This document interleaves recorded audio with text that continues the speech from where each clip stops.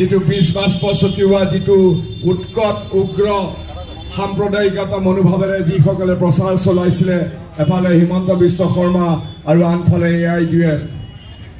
মই এই কথা কেতিয়াও নাপাহৰো ইলেকশ্যনৰ আগতে যেনেকৈ হিমন্ত বিশ্ব শৰ্মাই দুখন দুনিয়া কৰি পেলাই দুখন দুনিয়াৰ সৃষ্টি কৰি অসমক হিংসা বিদ্বেষ আৰু ঘৃণাৰ ৰাজনীতি কৰিছিলে ঠিক তেনেকৈ AIUDF দলেও আমাৰ এই অঞ্চলত বহুত ধৰণৰ সাম্প্ৰদায়িক প্ৰপাগাণ্ডা সাম্প্ৰদায়িক প্ৰচাৰ কৰিছিল ৰাইজক কৈছিলে ঠায়ে ঠায়ে যে ইয়াৰ মুছলমান লোকে এজন মুছলমান লোকক নিৰ্বাচিত কৰিব লাগে আৰু AIUDFৰ আমিনুল ইছলামক ভোট দিব লাগে কিন্তু যেতিয়া ইলেকশ্যনৰ ফল ওলালে এটা কথা স্পষ্ট হৈ গ'ল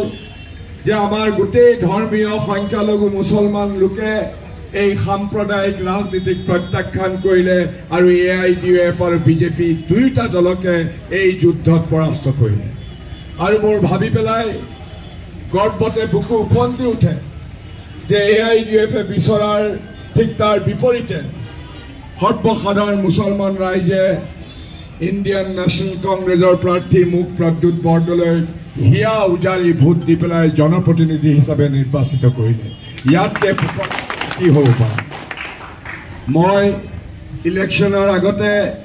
ভালেমান জেগা যাব নোৱাৰিলোঁ সময়ৰ সীমাবদ্ধতা আছিলে অৱশ্যে মহিলাবাৰীত আহিছোঁ কিন্তু মোক বহু জেগা এই যেটো গোটেইটো এলেকা এইটো নগাঁও লোকসভাত নতুনকৈ সন্নিৱিষ্ট হৈছিলে জানে আগতে এইবিলাক এলেকা কলিয়াবৰ লোকসভাৰ তলত আছিলে কিন্তু এইবিলাক এলেকাত বহু জেগা মই যাবই নোৱাৰিলোঁ কিন্তু মোক নেদেখা স্বত্তেও মোৰ কথা নুশুনাকৈ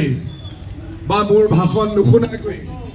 ৰাইজে হিলদোল ভাঙি স্বতঃস্ফূৰ্তভাৱে ঠিক যেনেকৈ সুনামি হয় ঠিক সুনামিৰ দৰে আহি পেলাই ভাৰতীয় জাতীয় কংগ্ৰেছৰ লগত ভাৰতীয় জাতীয় কংগ্ৰেছৰ প্ৰাৰ্থী হিচাপে মোক নিৰ্বাচিত কৰিলে